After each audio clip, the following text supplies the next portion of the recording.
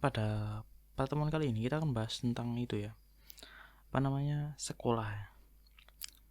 Kemarin saya sudah bahas tentang itu ya, kenapa media sosial, kenapa media sosial ya, bukan ya, yaitu episode ketiga ya, yaitu bahaya di balik kepintaran ya.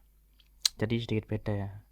Jadi saya bahas tentang episode ketiga itu bahas bahaya di balik kepintaran di sekolah, dan selanjutnya itu saya buat sebuah video yang membahas tentang kenapa media sosial menjadi sangat membosankan ya. Di video kali ini kita akan membahas tentang sekolah ya. Kita akan belajar tentang itu ya,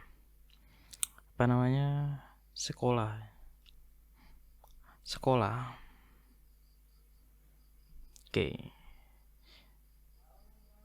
Kenapa pendidikan kita sangat komersial ya? Dalam pembahasan kita, kenapa pendidikan kita sangat komersial ya, itu kita harus bahas dulu pendidikan itu sebenarnya seperti apa sih sebenarnya.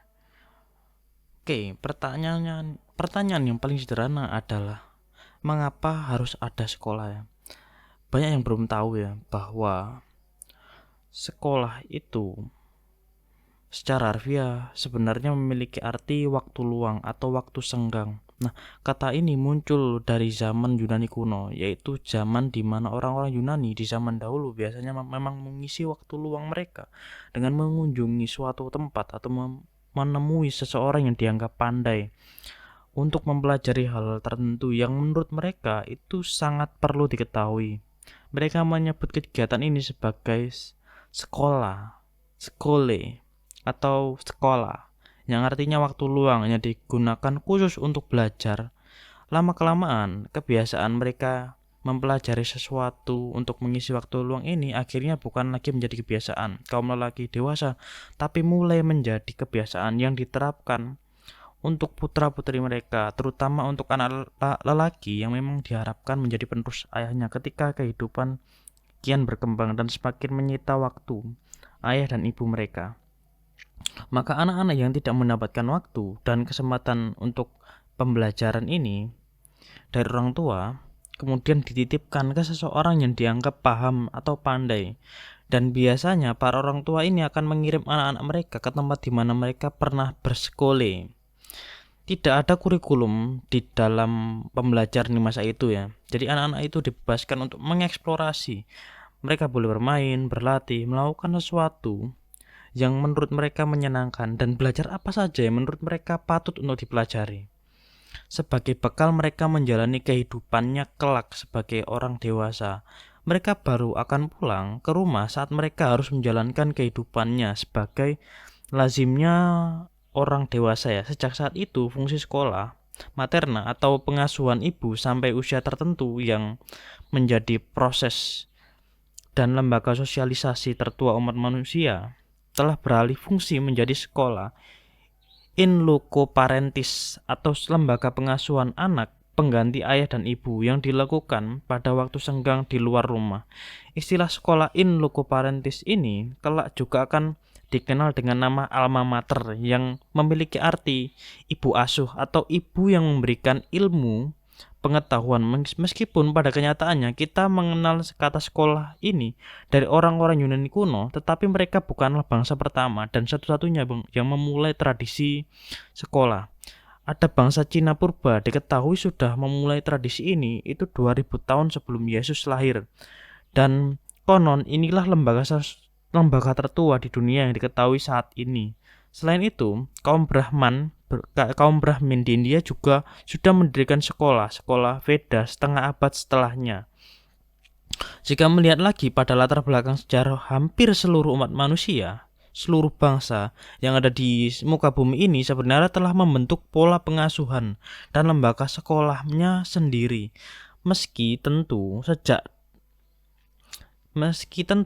dengan bentuk dan sifat sistem dan sebutan yang berbeda-beda. Nenek moyang kita pun di Indonesia punya tradisi pendidikan yang konon diwariskan dari anak benua India yang dikenal sebagai ashram dan dipadukan dengan warisan tradisi Jazirah Arab yang dikenal dengan sebutan madrasah. Namun, pengertian sekolah yang kita kenal dan terapkan saat ini memang asalnya dari tradisi Yunani kuno yang diwariskan melalui tradisi-tradisi sekolah.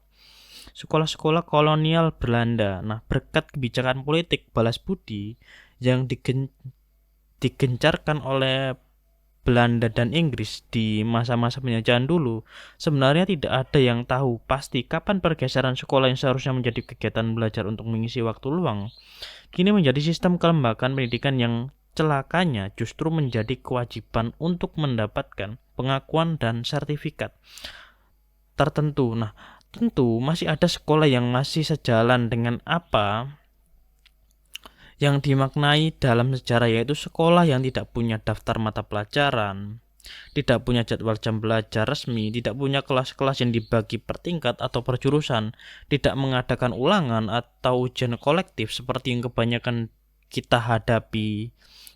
Setiap ingin naik kelas atau ingin lulus, hal yang paling penting dari sekolah semacam ini adalah murid-murid yang terpenting. Oh ya, benar ya. Oke. Kebanyakan yang kita hadapi setiap ingin naik kelas atau ingin lulus, kita harus menyelesaikan semua mata pelajaran, kita harus menyelesaikan ujian-ujian baru kita dapat lulus ya. Dan di sistem pendidikan yang dari zaman Yunani kuno ini, itu sekolah-sekolah itu murid-murid pun bebas memilih dan menetapkan sendiri apa yang mau mereka pelajari dan dengan siapa dan bagaimana mereka belajar supaya sesuai dengan kepribadian mereka. Mungkin rasanya akan cukup mengherankan pikiran banyak orang jika dikatakan bahwa ada jenis sekolah semacam ini yang tidak menyediakan ijazah atau gelar akademis, namun nyatanya sekolah-sekolah dengan sistem seperti ini masih ada di berbagai belahan dunia. Sekolah-sekolah yang hanya mempersyaratkan falsafah, punya ilmu dan amalkan. Nah, di Indonesia mungkin kita punya sekolah alam atau pondok-pondok pesantren di pedalaman Indonesia, meskipun memang agak disayangkan bahwa kebanyakan pesantren ini atau bahkan sekolah alam sendiri sekarang sudah beradaptasi dengan pendidikan masa kini, hingga mereka pun menyediakan ijazah, sertifikat, atau surat keterangan sejenis bagi para siswa yang membutuhkan untuk melanjutkan pendidikan di jenjang yang formal. Banyak dari lembaga-lembaga pendidikan ini menjauh dari hakikatnya sebagai pendidik ya dalam sejarah pesantren-pesantren saat ini. Jadi dari hakikat pendidikan yang diambil dari itu ya, namanya apa, Yunani kuno ya.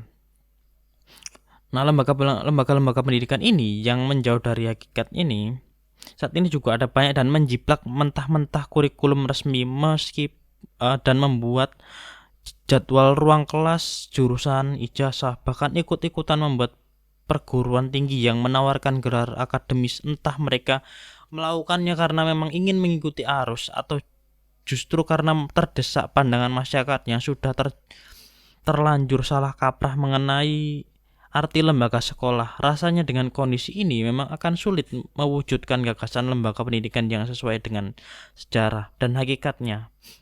Nah, penamaannya yaitu belajar untuk mengisi waktu luang, karena jika menyimpang dari kebiasaan yang ada saat ini justru akan dianggap aneh dan tidak layak. Dulu di Indonesia itu ada ya yang mencoba untuk menerapkan gagasan yang berbeda dari sistem sekolah yang pada umumnya. Dan sudah sejak pendiriannya, sekolah tinggi ini mengumumkan bahwa lulusannya tidak akan mendapatkan ijazah, sertifikat, atau gelar akademis apapun. Tujuan sekolah ini hanya satu, yaitu mampu mencetak para lulusannya sebagai lulusan yang mandiri, mampu berkarya. Sekolah tersebut bernama Sekolah Tinggi Wira Swasta yang didirikan di kawasan Pondok Gede, Jakarta Timur sejak tahun 1979. Sayangnya, memang karena gagasan yang berbeda dari sekolah ini hanya bertahan 3 tahun sebelum dibubarkan pada tahun 1981 ya, lantaran peminatnya sedikit dan tidak ada yayasan serta lembaga sosial yang mau mendukungnya atau mendanai kebutuhan operasional. Sekolah hampir hampir tidak ada lulusan SLTA atau orang tua yang mau mendaftarkan anak-anaknya pula. Faktanya bahwa hingga saat dibubarkan tercatat kalau mahasiswanya saja tidak mampu mencapai angka 100. Yayasan sebenarnya sempat menawarkan bantuan dana asalkan sekolah tinggi wira swasta mau mendaftarkan diri secara resmi di Direktorat Perguruan Tinggi Swasta Departemen Pendidikan dan Kebudayaan. Namun kalau syarat ini diterima, maka konsekuensinya adalah sekolah harus menerapkan semua ketentuan yang berlaku di dunia persekolahan pada umumnya, yaitu menerapkan ujian, kenaikan kelas, pemberian ijazah, dan gelar akademis. Begitulah nasib kebanyakan sekolah-sekolah yang menyimpang, atau kalau mau diperhalus sebutannya berbeda dari stereotip yang ada dalam alam pikiran masyarakat, yaitu sekolah sebagai pencetak lulusan-lulusan yang membawa ijazah, sertifikat, dan gelar akademis untuk modal mereka terjun ke dunia kerja ya. Ada seorang filsuf bernama Ivan Illich pernah menulis dalam bukunya yang berjudul The Schooling Society, di mana dia menyatakan bahwa sekolah-sekolah di zaman modern ini memang dikelola sebagai suatu perusahaan. Karena sistem sekolah yang ada pada dasarnya memang menuntut pengelolaan semacam itu. Karena apa? Ivan Illich berkata, begitu sebab kalau kita perhatikan kembali, memang kenyataannya di masa sekarang mengurus sekolah-sekolah itu sama seperti mengurus sebuah perusahaan. Ada pihak sekolah atau instansi pendidikan harus mengurus segala tetek bengek yang merepotkan. Administrasi, manajemen, rencana, pengembangan, anggaran, belanja, moral, kerja, promosi, publikasi, kredibilitas, dan lain sebagainya, yang tidak mengherankan jika pada akhirnya pihak sekolah mematok harga untuk uang pendaftaran dan uang biaya sekolah lainnya yang terkadang mampu membuat dompet dan isi saldo rekening orang tua menjerit saking horornya nominal rupiah yang harus dikeluarkan supaya anak-anak mereka bisa mendapatkan pendidikan yang layak dan bermutu, apalagi kalau dimasukkan ke sekolah swasta.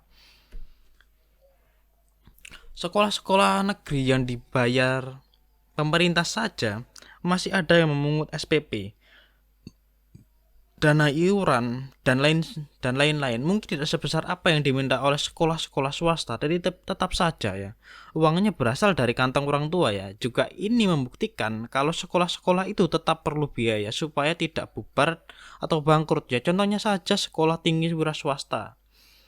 Itu karena sedikit sekali yang mendaftar dan tidak ada yayasan ataupun lembaga yang mau mendanai. Akhirnya sekolah tersebut bubar lantaran operasionalnya mentok di biaya. Sekolah-sekolah lainnya tidak mau bernasib sama, tentu harus berupaya mendapatkan biaya demi kelangsungan sekolah mereka. Namun sebenarnya kita tetap perlu bangga ya tinggal di Indonesia, meski dengan segala carut marut sistem pendidikannya ya. Sebab ketika kita lihat di Amerika dan Rusia berlomba-lomba menghabiskan banyak uang anggaran negara hanya untuk menghasilkan senjata-senjata maut dan canggih, dan ketika negara-negara kecil di dunia ketiga pun mengaburkan devisa negara untuk membeli perlengkapan militer yang tak kalah canggihnya demi kepentingan gengsi internasional, justru di Indonesia kita diberikan 1/5 atau sekitar 20% anggaran belanja belanja ya untuk kepentingan biaya pembangunan dan kemajuan di sektor pendidikan. Nah, anggaran belanja ini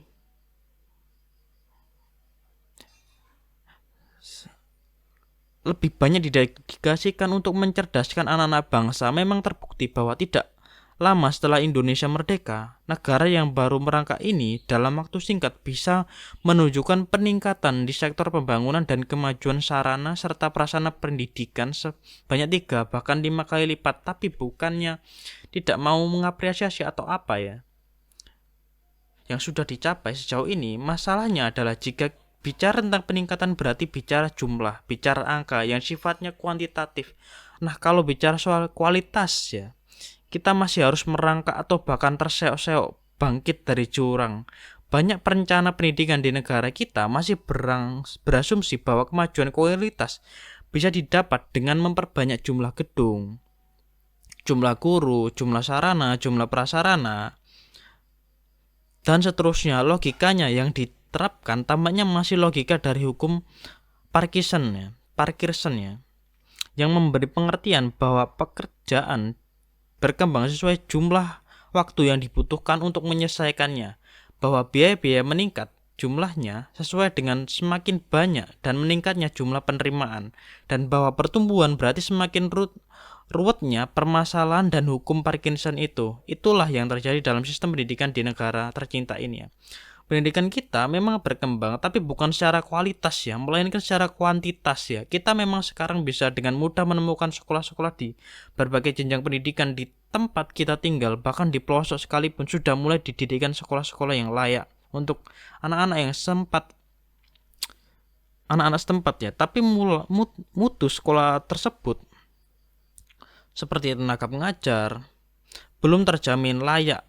Ini artinya permasalahan baru timbul ya. Negara setidaknya harus menyelesaikan permasalahan baru tersebut dengan cara mendidik pengajar supaya bisa mengelola manajemen sekolah dengan baik secara administratif, dan pengajar dengan baik pula untuk kelangsungan pendidikan, yang artinya harus ada biaya-biaya yang dikeluarkan untuk mengadakan seminar, pelatihan, dan segala embel-embel lainnya. Lagi-lagi, peningkatan jumlah sekolah yang tujuan awalnya memang ingin memberikan pemerataan pendidikan dan pengembangan sistem pendidikan yang layak justru semakin menambah masalah baru serta memperbanyak biaya. Masalah terbesar serta paling rumit dari semua ini justru sebenarnya bukan berasal dari sistem pengajaran, tapi malah berasal dari sistem administrasi dan manajemen persekolahannya. Bahkan permasalahan tersebut semacam ini sudah bisa dilihat dari Departemen Pendidikan dan Kebudayaannya yang punya jumlah pegawai terbanyak di antara semua kementerian pemerintahan, di mana departemen ini diketahui sebagai departemen paling ruwet urusan administratif kepegawaiannya. Tidak heran jika di sektor ini kemudian jadi ladang emas untuk yang ingin korupsi, penyelewengan dana pendidikan khususnya bisa sangat beragam, mulai dari pemotongan gaji guru, penggelapan dana proyek pembangunan gedung, penggelapan dana bantuan, atau mungkin masih banyak lagi ya. Singkatnya, supaya lebih mudah dipahami, sebenarnya dengan terusnya bermunculan sekolah-sekolah baru dan tanpa adanya kesiapan atau penyesuaian dari sumber daya manusia, baik dari segi manajemen administrasi atau dari segi pengajaran, itu justru akan menimbulkan masalah-masalah baru dan membuat biaya yang dikeluarkan semakin mahal.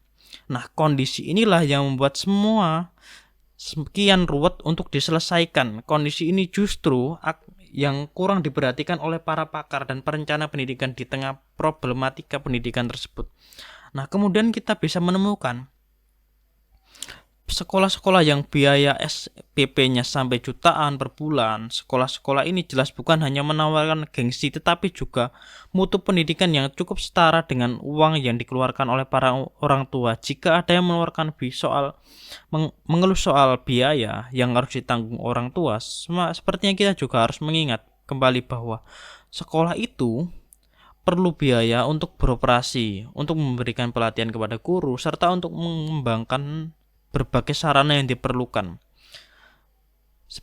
oleh siswa ya. Biasanya semakin bagus mutu pendidikan yang diterapkan sekolah, maka kan semakin mahal juga biaya yang harus dirogoh para orang tua ya untuk bisa mendaftarkan anaknya ke sekolah tersebut. Harga yang mungkin secara logika cukup adil untuk hasil yang didapatkan dengan kondisi pendidikan dan sekolah saat ini. Tampaknya sekolah sebagai lembaga yang menjadi bagian dari hajat hidup orang banyak ini telah menjauhi janjinya kepada masyarakat. Lembaga ini bukan lagi menjadi suatu tempat yang membawa misi sosial, suatu tempat yang bisa digunakan orang-orang untuk memuaskan rasa keingintahuannya atau mengembangkan bakatnya agar tidak mubazir, tapi justru menjadi mesin pencetak generasi yang seragam dan dibentuk untuk bermental pekerja. Belum lagi biaya yang ditentukan oleh pihak sekolah telah menjadikan lembaga ini sebagai lembaga yang paling eksklusivitas dan paling elitis. Padahal kalau boleh mengutip ungkapan dari filosof Spanyol yang bernama Jose Ortega, mindset sekolah bukanlah dan tidak boleh menjadi menara gading. Ini artinya sekolah tidak boleh menjadi terasing atau mengasingkan diri dari kehidupan masyarakat di sekelilingnya. Sekolah semestinya menjadi suatu lembaga yang merakyat dan tetap dekat dengan jangkauan semua kalangan, bahkan kaum pinggiran sekalipun. Sayangnya tidak ada untuk saat ini sekolah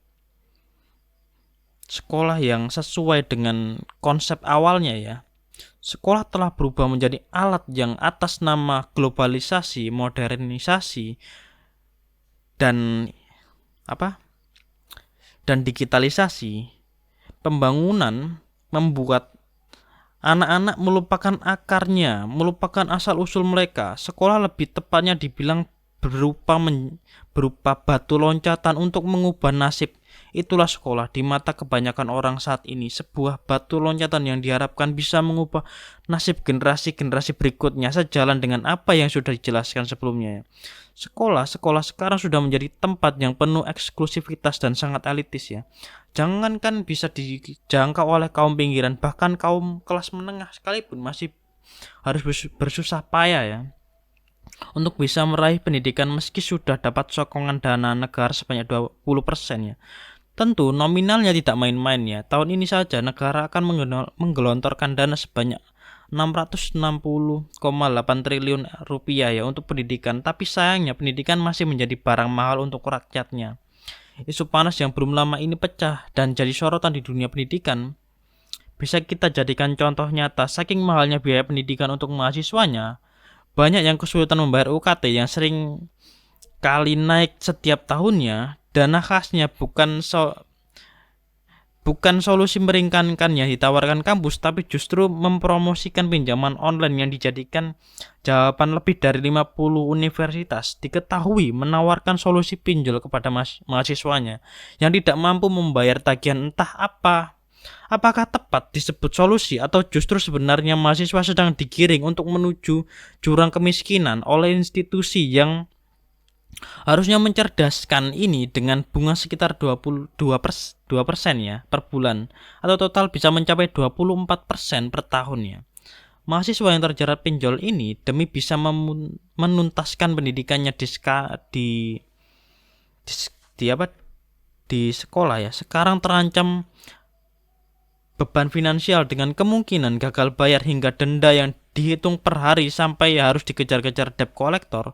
Sebenarnya masalah pinjaman pendidikan di lingkungan kampus ini adalah hal yang bisa diterima, namun secara hukum dan etika pinjaman online bukan hal yang diizinkan beredar di lingkungan pendidikannya semacam ini. Negara sudah mengatur Undang-Undang Nomor 12 Tahun 2012 Pasal 76 Ayat 2 butir C yang menyatakan bahwa mahasiswa yang kurang mampu secara ekonomi memiliki hak untuk menyelesaikan studinya sesuai dengan peraturan akademik dengan cara diberi pinjaman dana tanpa bunga yang wajib dilunasi setelah lulus atau memperoleh pekerjaan. Ini artinya negara dan pihak kampus wajib membantu memenuhi hak mahasiswa supaya mendapatkan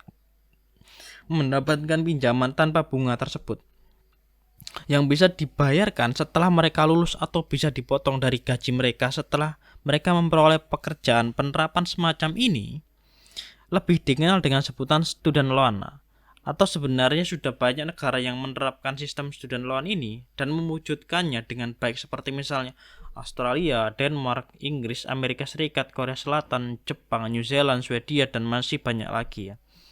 Namun di Indonesia kenyataannya student loan ini masih sulit diterapkan dan APBN yang dialokasikan negara disebut-sebut belum mampu memenuhi kebutuhan yang ada. Bahkan beasiswa KIP saja dari 9 juta anak yang membutuhkan, negara baru sanggup memenuhi kebutuhan 1 juta anak. Persoalan biaya pendidikan ini sama seperti sistem pendidikan kita yang carut-marut pada akhirnya menjadi sesuatu yang sulit dipecahkan dan ditemukan jalan keluarnya. Negara dengan kebijakan dan peraturannya menuntut lembaga pendidikan seperti sekolah dan kampus menjadi sesuatu yang dikelola seperti perusahaan, seperti yang sebelumnya saya bilang.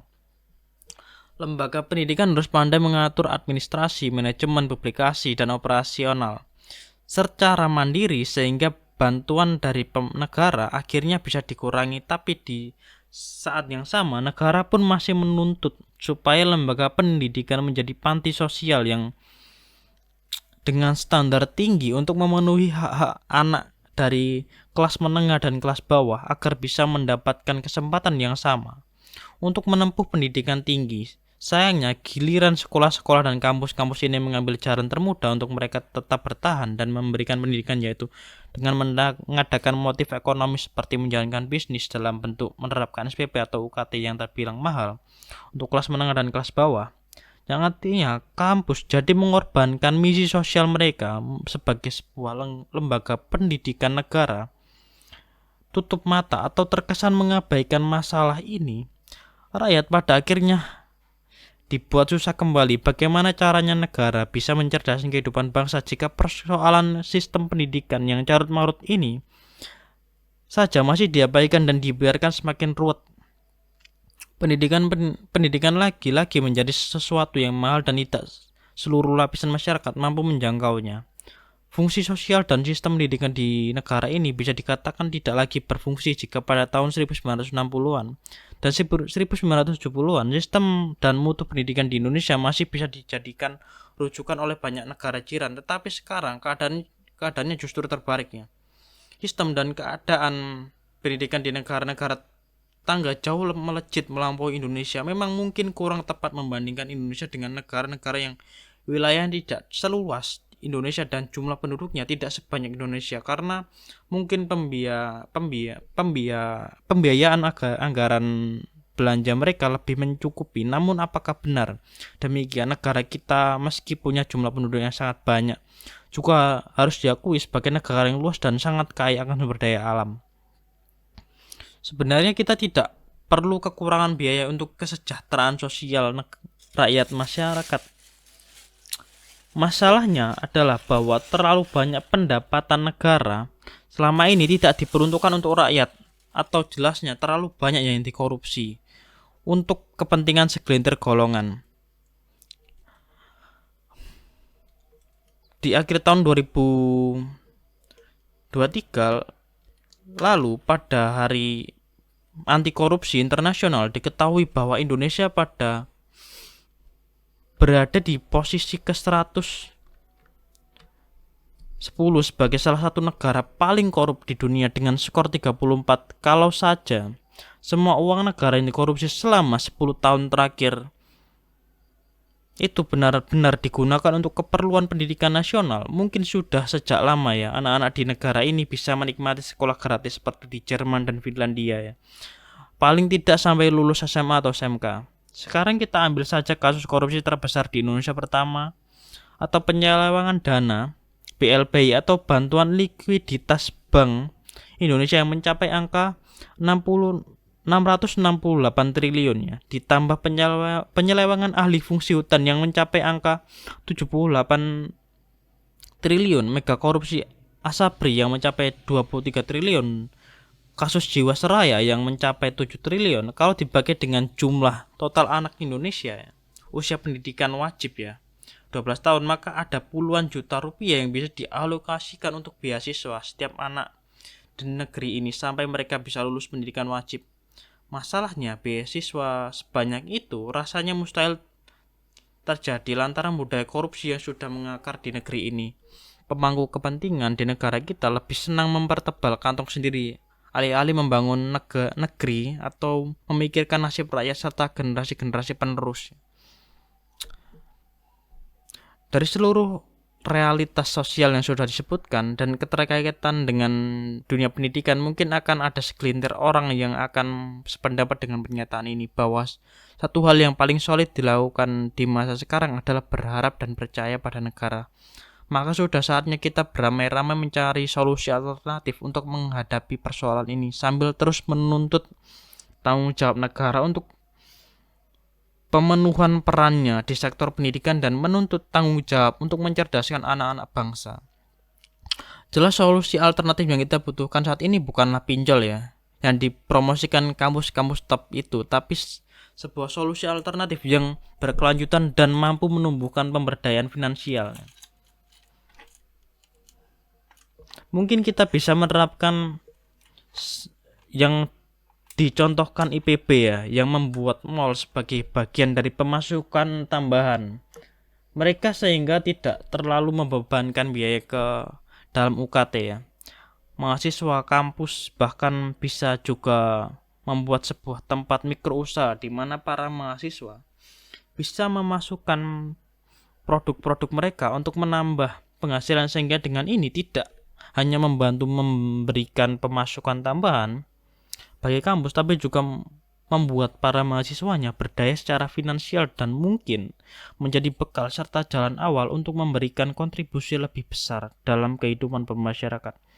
Setelah lulus nanti kita bisa melakukan banyak cara sebagai solusi alternatif jangka panjang, alih-alih memilih menggunakan pinjol yang efek solusinya hanya bisa dirasakan dalam jangka pendek dan justru menjerumuskan kita dalam cicilan serta bunga pinjaman yang mencekik leher.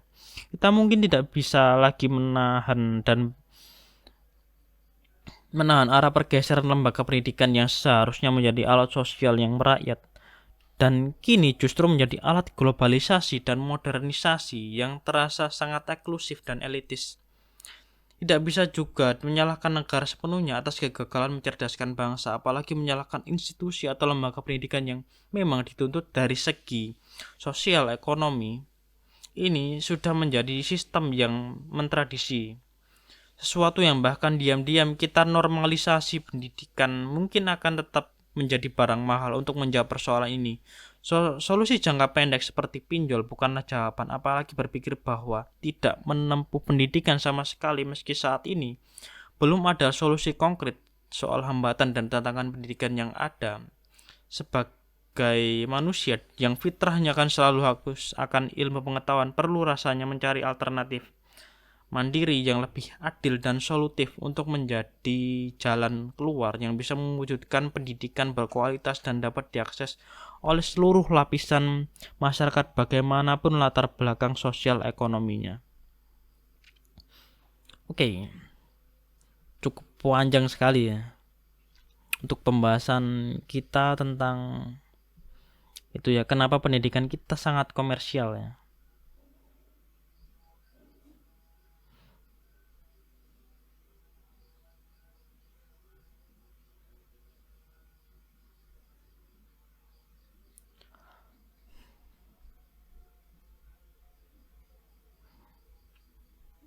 Oke, jadi apa yang bisa kita ambil, solusi yang kita bisa ambil ya?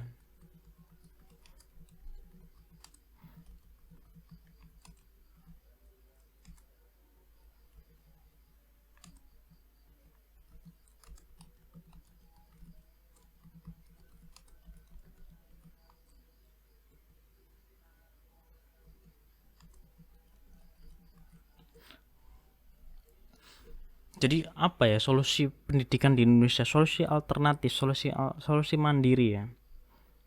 Jadi solusi mandiri untuk pendidikan di Indonesia masih memiliki banyak kekurangan dan tantangannya. Untuk mengatasinya, diperlukan solusi yang tidak hanya bergantung pada sistem pendidikan formal, tapi juga solusi mandiri dan alternatif yang kreatif dan inovatif. Nah, yang bisa kita lakukan adalah belajar mandiri ya, yaitu kita bisa menggunakan pemanfaatan teknologi ya, seperti kita bisa belajar di platform online seperti MOOCs ya, Massive Open Online Course, seperti YouTube, podcast, dan aplikasi belajar untuk mempelajari berbagai materi secara mandiri ya. Kita bisa masuk komunitas belajar ya, bentuk atau bergabung dalam komunitas belajar online atau offline untuk saling bertukar informasi, belajar bersama, dan menyelesaikan proyek ya. Mentorship ya, atau kita bisa mencari mentor atau tutor yang dapat membantu kita untuk mempelajari bidang tertentu secara lebih mendalam. Pendidikan alternatif ya, seperti sekolah alam, homeschooling, unschooling. Sekolah alam ya, sekolah yang menaruhkan pendidikan yang lebih fokus pada alam dan pengembangan karakter ya. Homeschooling adalah orang tua yang dapat memilih untuk mendidik anak mereka di rumah dengan kurikulum yang disesuaikan dengan kebutuhan dan mereka. Unschooling adalah sebuah metode pembelajaran yang fokus pada minat dan kebutuhan anak tanpa kurikulum yang kaku ya. Peningkatan keterampilan, kita bisa masuk di kursus online, bootcamp, workshop. Kursus online ya, kita akan mempelajari khusus online untuk mempelajari berbagai keterampilan baru yang dibutuhkan di dunia kerja. Bootcamp adalah yaitu menawarkan pelatihan intensif dengan waktu singkat untuk mempelajari keterampilan tertentu. Workshop adalah mempelajari kemampuan praktis secara langsung ya, lewat seminar-seminar ya untuk workshop ya. Untuk literasi dan kreatif, yaitu membaca buku, menulis, seni dan musik ya. Membaca buku dapat meningkatkan pengetahuan dan wawasan kita. Menulis dapat membantu kita untuk berpikir kritis dan kreatif ya.